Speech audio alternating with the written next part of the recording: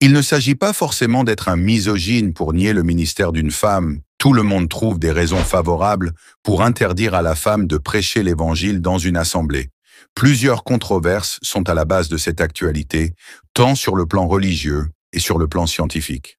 Et pourtant, les femmes sont vues à nos jours comme des pasteurs, des femmes évangélistes, que d'autres considèrent cela à cause du principe de l'émancipation de la femme. Mais que dit réellement la Bible sur les femmes prédicatrices?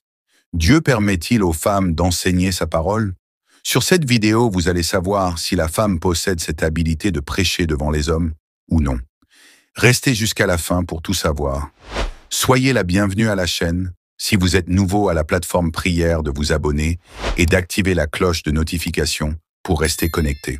Plusieurs croyants dans le monde ont approuvé sur le fait de laisser les femmes prêcher dans l'Église est une déviation en se penchant beaucoup plus sur l'émancipation de la femme ou de l'égalité. Le grand évangéliste de la Bible, apôtre Paul, l'auteur de nombreuses épîtres du Nouveau Testament, serait partial de promouvoir l'homme à la place de la femme, et s'il en est ainsi, et que dirons-nous concernant le choix de Jésus lorsqu'il s'agissait de choisir ses disciples? Sur une question qui a été posée à la plateforme, celle de savoir si la femme méritait-elle de prêcher.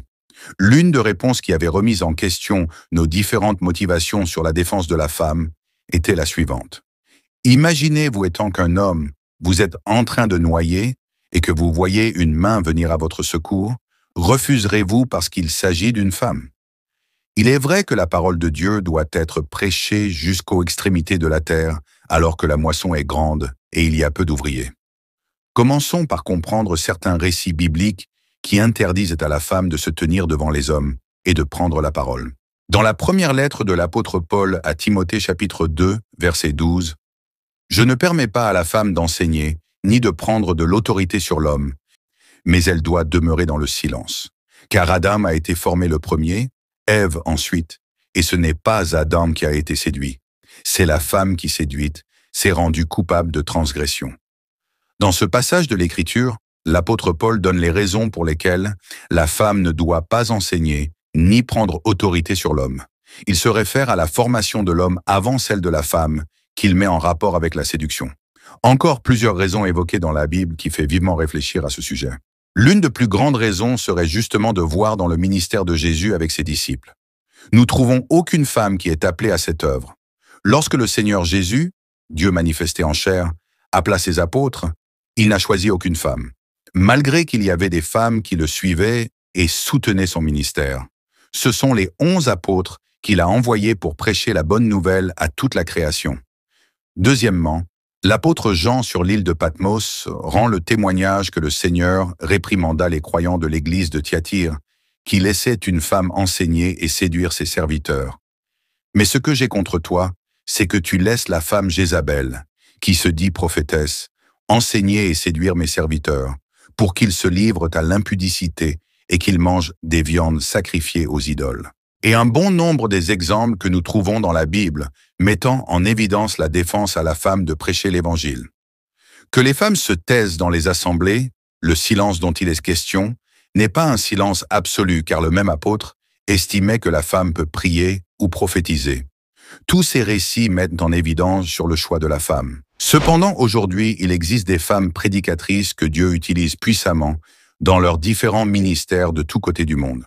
Cela est-il réellement un péché de voir l'Évangile se répandre et que les âmes soient sauvées? Sur le plan culturel, notre société d'aujourd'hui affiche des perspectives qui sont totalement contraires à ceux de la culture primitive. L'apôtre Paul avait interdit à la femme de parler et non de prêcher selon la culture primitive. Car le verbe prêcher ne signifie pas parler, mais plutôt annoncer la parole de Dieu. Et lorsqu'il s'agit d'annoncer la parole pour sauver l'humanité, Dieu ne se focalise pas sur une poignée de personnes qualifiées ou non qualifiées. Lorsque Dieu parle aux hommes, il ne regarde pas le genre de personne, ni l'apparence, mais il s'adresse à l'esprit. Car dans le livre de Joël, il dit « Je répandrai mon esprit sur toute chair, vos fils et vos filles prophétiseront. » Dans la Bible, dans le Nouveau Testament, nous voyons de femmes qui jouissent dans le Seigneur dans la captivité, entre autres, dans la lettre de l'apôtre Paul aux Romains chapitre 16 verset 7, « Saluez Andronicus et Gunias, mes parents et mes compagnons de captivité, qui jouissent d'une grande considération parmi les apôtres, et qui même ont été en Christ avant moi. Comme l'histoire de la femme samaritaine, et surtout de la femme Lydie, la marchande de pourpre de Philippe en Grèce, la première chrétienne d'Europe qui proclamait la bonne nouvelle. Il est important de noter que de nombreuses églises et dénominations chrétiennes permettent aujourd'hui aux femmes de prêcher et d'occuper des rôles de leadership spirituel en se basant sur une compréhension plus inclusive et égalitaire des Écritures, envie d'obéir et de promouvoir l'Évangile dans le monde. Et vous étant que croyant, que pensez-vous du ministère de la femme? Êtes-vous contre ou pour? Mon mari et moi, nous avons établi l'ordre dans notre maison.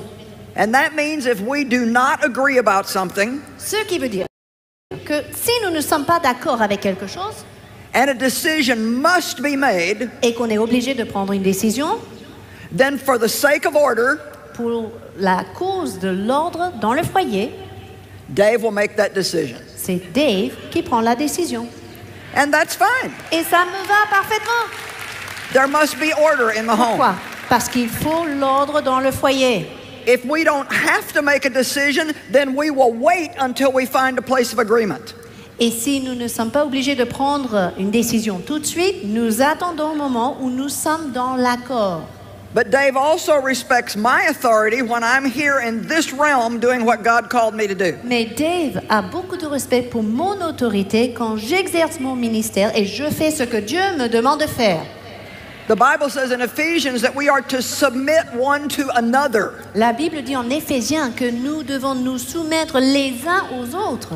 And so that means male and female, we both have wisdom. Ça veut dire que hommes et femmes, tous les deux, ont de la sagesse. Male and female, we both have gifts. Hommes et femmes, tous deux, ont des dons. We both have the Spirit of God. On a tous deux de l'Esprit de Dieu. And there are women that God anoints in a great way for key leadership roles. Et il y a des femmes sur lesquelles Dieu a mis son onction de manière à les placer dans des rôles de leadership, de And responsabilité. I think that women need to learn to see themselves in a different way. Et je crois que les femmes ont besoin de se considérer différemment. You can do amazing things. Écoutez mes sœurs, vous pourrez faire des choses exceptionnelles. Come on, give yourself a big hand. Applaudissez-vous. Merci pour votre attention. Si cette vidéo vous a été utile, alors n'hésitez pas de le partager avec vos contacts pour une plus grande visibilité. Et n'oubliez pas surtout de nous dire dans le commentaire vos différentes impressions sur cette actualité. On vous dit à la prochaine publication et restez connectés sur notre chaîne God Blessed 243 Simplement Chrétienne.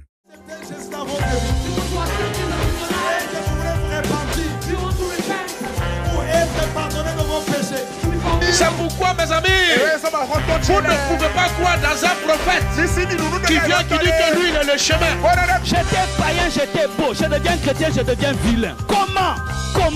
Le silence, ce n'est pas un vide, c'est un puissant langage de celui qui sait ce qu'il fait. C'est le langage du mature. La personne qui est mature répond de fois par le silence, se tait seulement. Si le ciel s'est réconcilié avec la terre par la croix,